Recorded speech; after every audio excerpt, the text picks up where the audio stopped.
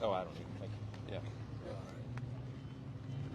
Well, we thank you all for being here. Speaker of the House Mike Johnson. I'm here with Congressman Darrell Issa and members of the Border Patrol and the Union. We've had a very interesting tour here at the San Diego sector. This has become, in many ways, the epicenter of the Biden-Harris border catastrophe, and now we're very concerned in Congress that this illegal immigrant invasion is threatening even the integrity of our elections.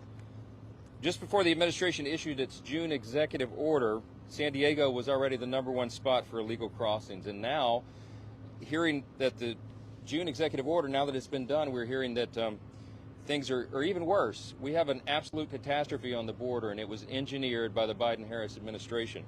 Back in January, I took the largest group of members of Congress down to the border at the Del Rio sector, down at Eagle Pass in Texas, and at that time that was the epicenter. And what we saw there was a human tragedy, humanitarian catastrophe. And we're seeing and experiencing that here all along the border and now in San Diego. It's gotten so bad here, in fact, with the volume that are coming across here, that the Biden-Harris administration is now flying illegal aliens from California to Texas for processing, as if Texas didn't already have enough problems of its own. And now we've all seen on our television screens there's yet another caravan of immigrants heading to the border to get in here. And of course they want to come in before the election because they believe that there may be a good chance that President Trump wins that election. I certainly believe that. And this won't be tolerated any longer. And so it's incentivized people to make the journey if they haven't done it already. We know what is going on here, and we've been saying this for quite some time. In the Congress, we've passed resolutions. We've passed H.R. 2, which was our signature Border Security Act. It was the most comprehensive Border Security Act ever passed by Congress, but it sits still to this day, 16 months after its passage, on the desk of Chuck Schumer in the Senate. They haven't moved it because they seemingly don't care. Democrats apparently believe in an open border. That's what their actions have shown. That's what their inaction on our legislation has shown. And Republicans believe in border security. We believe that you must have a strong border to have sovereignty, to have your own nation. And we simply don't have that. Now we are very concerned that this influx of illegal aliens threatens the integrity of our elections, as I mentioned. A few weeks ago, the House passed the SAVE Act, which is a common sense piece of legislation that would do a very simple thing. You would have to require proof. The states would have to require proof of citizenship before someone can register to vote. The problem is right now that under existing federal law, the states are prohibited from confirming or in requesting proof of citizenship. So when all the illegals come across the border and they're turned over to the NGOs after they're processed by Customs and Border Patrol, and they're shipped out around the country by planes, trains, and automobiles, funded by American taxpayers, by the way. When they go to their local community, the administration officials are encouraging them to go to their local welfare office, for example, and sign up for public benefits. Well, here's the problem. Because of the voter registration laws in the early 1990s, if someone goes to the local office to sign up for public benefits, they're also handed a short form that says, do you want to register to vote? All you have to do to participate in the elections is check a little box and say, I'm a U.S. citizen, and yes, register me to vote. There's no proof required, and we think that's outrageous. So the SAVE Act would fix that problem. And the vast majority of the American people agree that is something we should do. But you should know that 198 House Democrats voted against that legislation a couple of weeks ago. And the Biden-Harris administration threatened to veto the legislation. Kamala Harris and 198 House Democrats want to allow illegal aliens to decide American elections. And right now, and every non-citizen can do that, and there's no real impediment except the honor system. We don't believe that is going to work. Our elections are too narrow and too important to allow this to happen, especially since the administration is now on track to report 10 million encounters with illegals before October. That's the official number. We believe, I personally believe, members of Congress believe the number is probably closer to somewhere in the 16 million person range. Since Joe Biden and Kamala Harris took office, 16 million illegals have come across the border.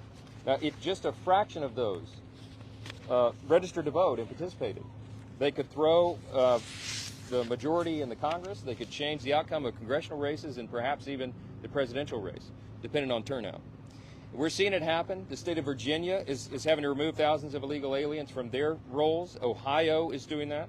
Georgia is catching thousands of non-citizens who are trying to register. But the Democrats simply do not care. They believe, as the party of open borders, that they'll gain new voters by allowing illegals to vote. Only Americans should decide American elections. Pure and simple. All across the country, the American people are insisting upon that. But Joe Biden and the Democrats in Congress simply don't care. And the border czar and San Francisco radical Kamala Harris bears the responsibility for this disaster. With that, I'll turn it over to my colleague, Congressman Darrell Issa. Hey, maybe I'll give you a call sometime. Your number's still 911? Oh, righty then. Thank you, Mr. Speaker. I'll be brief. I just want to thank the Speaker for coming here. He and I have both been to the Texas border many times, but here in San Diego, the largest and, quite frankly, the greatest number of legal crossings of anywhere in the world. We are for a community that lives on both sides of the border, does business on both sides of the border, and these open border policies have hurt San Diego. Once the safest large city in America, we are not. We are having a problem in crime and homelessness, much of it caused by uncontrolled borders. So when the Speaker said he would come here, I was delighted to join him. And I think today we got a down payment on it, including looking at the amazing amount of fentanyl and other deadly drugs that are coming across the borders, in addition to human trafficking. And with that, I want to thank everyone for being here today, and if there's questions for the Speaker. Hi, everyone. I'm happy to see you all here today. My name is John Anfinson, and I'm the Executive Vice President of the National Border Patrol Council.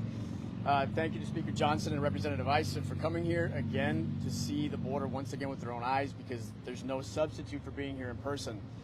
The men and the women of the Border Patrol continue to be in this precarious position. They're stuck between their desire to do the job that they were trained to do and the White House's policies that prevent them from doing that job. The President's executive order last month is being touted as a success because the number of encounters by the Border Patrol have decreased, and that's right. Fewer people are being encountered by the Border Patrol between the ports of entry. But that's not the whole story, because instead of crossing illegally between the ports, asylum seekers, many of whom are only seeking to abuse the system, are now primarily showing up at ports of entry and airports. So much so that customs officers in June encountered more asylum seekers than the Border Patrol did. So essentially, the only thing that's changed since the executive order went into effect is that the processing is happening in a different place. Customs officers have their own jobs to do, and many of them can't, because now they are having to do the same processing that Border Patrol agents have been doing for years and continue to do. So this isn't just a Border Patrol issue now it's all of CBP. And while fewer asylum seekers between the ports does get some agents back into the field, there's still far too many of them stuck indoors processing, both on the southwest border and the northern border. We still have hundreds of known gotaways every day disappearing into the country. And actually, since the executive order went into place, we're seeing an average of about 2,500 gotaways every week. And for the most part, these gotaways are people who know that they wouldn't be able to use the asylum system to enter for one reason or another, including those that have a criminal history and know that they would get in more trouble if they're taken into custody. Assaults on agents continue because people are illegally entering knowing that this is a unique chapter along the border, and they don't know if this is their only chance to enter, knowing that all they have to do is get past that agent that's standing in their way. So some of them fight. We're grateful that there are still some in the House and Senate that are willing to come to the border again and again to see and shed some light on basically what's happening here, because even today, the issue of border security sometimes takes a backseat to some other news. But day in, day out, 24 hours a day, agents are here dealing with this. And while I'm glad that some agents are back in the field, actually doing their job, far too many are still handcuffed by the White House's policies. So thank you for everyone being here. We'll take a few questions if you have them.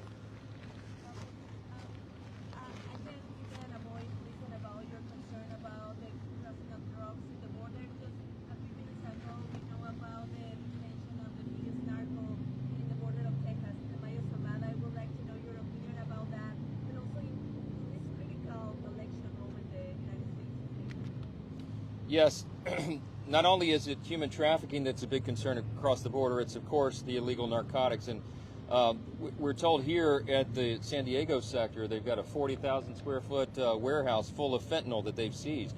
Fentanyl is the leading cause of death for Americans age 18 to 45 in our country now, and it's much of the raw materials for the production of that comes from China.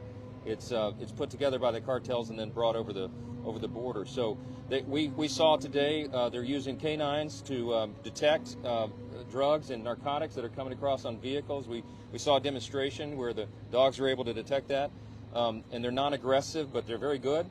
There are thousands of canines that are being employed for this use, but we need many, many more. This is a scourge on the American society, and it has been the cause of so many senseless deaths. They're not overdoses; these are poisonings. You know, some people think they're buying a pain pill on the street, and it's laced with these terrible lethal drugs. And so it's a very serious problem. We have been sounding the alarms about this in Congress over and over and over, and the White House seems not to care, because there are obviously certain measures that could be taken with a stroke of a pen. I urge President Biden and Kamala Harris, myself, to reinstitute Remain in Mexico, to end the catch and release policies, to reform the broken asylum program and the parole system, to continue to build these physical barriers. The agents here have shown us, everyone says, obviously this is a deterrent for people to come across. But you know, there are big swaths of the southern border that are not covered by fencing like this. So I wish it would. I'm afraid that the only thing that will stop this this catastrophe is the election of a new president. I believe Donald Trump, and he said that in his own words at a rally just a couple of days ago, we'll fix this on day one of the new administration. The Congress is ready to act. We've already voted. The Republicans in Congress have pushed forward border security legislation, very comprehensive legislation that would solve all of this, and the administration threatened to veto over it, and the Democrats voted against it. So that's where we are. I think the election has to take place to really fix this, and I think the American people recognize that. And I think they're going to hold the border czar, Kamala Harris, personally responsible for this, and they should.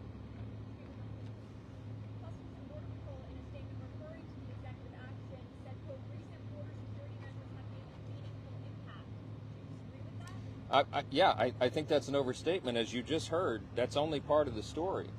When more asylum claims are being made at ports of entry and in other ways, the volume remains the same. The problem has changed a little bit, but it's no less a crisis. As we noted, there's another caravan headed to a huge caravan of illegals headed to our southern border. They're going to try to take advantage of this. When we were at the Del Rio sector down at Eagle Pass, they told us that 70%, 70, of the people that crossed there, that was the epicenter at that time, are single adult males of military age and capability. These are not huddled masses of families seeking, asylum from persecution in their home country. By and large, these are people coming here probably with ill design. We know we've had tens of thousands of Chinese nationals come across that are now in the border. We've caught hundreds of known terrorists and many on the terrorism watch list. And we have no idea how many dangerous people have evaded capture entirely and gotten into the country as a getaway. The FBI director, Christopher Wray, has testified multiple times in Congress in recent months that all the red lights are flashing. And what he means by that is that this is the most dangerous time in American history domestically, because our enemies have sent their worst characters here, and they are here in our borders. They probably have terrorist cells set up around the country. We don't know. There's so much we don't know, and that's the terrible situation. So the executive order that he issued was too little too late. It is not solving the problem, and you can talk to anybody on the ground and they'll tell you that that's true. Speaker, you mentioned a little bit about your tour. Can you elaborate specifically about what you saw and how many migrants you encountered either in the field or in processing centers? Well, we went first to the where the vehicles are coming across and saw the 34 lanes of traffic where they come through, they evaluate, they have frequent and trusted persons who have come across who have a lesser degree of security, and then it goes all the way down range to people who have no proof of their identification. So there are various measures of review and security that are appropriate for all those persons crossing over. They have 30,000 plus people on an average day who come across that border regularly. Now some are coming across to work legally and obey and respect our laws, but others are trying to abuse that and the weaknesses that we have in our enforcement. So we saw that. Then we saw several sections of the border itself. We saw how the fencing and the barriers work, how they're very effective. The reason that it's so effective is that they're not foolproof, but it does deter persons, and it takes so long to try to get over that allows for the agents to get and address that when it's detected. And so this is a help. It's for the safety and security of our own agents who are taking their lives into their hands when they come and work on the border. We owe this to our agents, and we owe it to the American people to erect these barriers and to have them adequately patrolled. We have to put an end to this. This is an unsustainable catastrophe that the Biden-Harris administration has hoisted upon the country. But specifically, did you encounter migrants, and if so, an approximation of how many? Yeah. Well, we did go to a processing center today. I've done that at multiple other locations across the southern border. But I wanted to come see. I'd not been to the San Diego sector before, and I wanted to see how these barriers are working. Some of this are new designs, new construction on the wall. We wanted to check that out. And I had never seen the volume of cars at a port like that. Here, it's multifaceted because you also have the ocean. And, you know, we were talking about earlier how the cartels will take boats. Some will go miles out into sea and try to loop around. So there's so many challenges. The terrain here is very difficult. Unlike in South Texas where it's mostly flat, here you have obviously big hills, and for a Louisiana guy, they seem like enormous mountains. Everything's flat where I'm from. But it's very difficult to traverse that if you have a crossing to get the vehicles there. So our brave agents who are here on the border have a very, very difficult challenge. And in our view, the administration has made their lives tougher, it's made their job harder, and it's made them less secure. And I think that's an outrage. But then that border security deal that was negotiated by the bipartisan Senate would have added resources, but you said that would be dead on arrival in the House and law. Yeah, they couldn't get the votes for it in the Senate to send it over, even if they wanted to, but that would have actually codified. We had lots of problems with that legislation because it would have codified some of the problems that the Biden-Harris administration had instituted. That was really an immigration bill when we need a border security bill. Congressman Issa and I have worked on comprehensive immigration reform measures on the House Judiciary Committee over the last several years. We were short of passing some of those through both chambers of the Congress, but what we need desperately right now is to get control of this border and seal it up.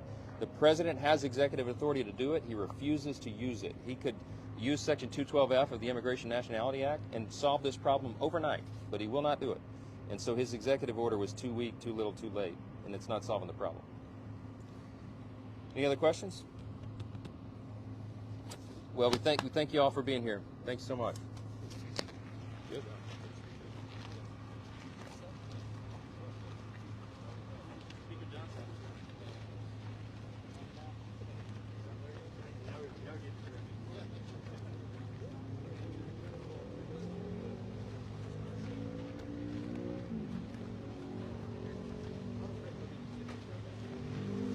I want the truth! You can't handle the truth!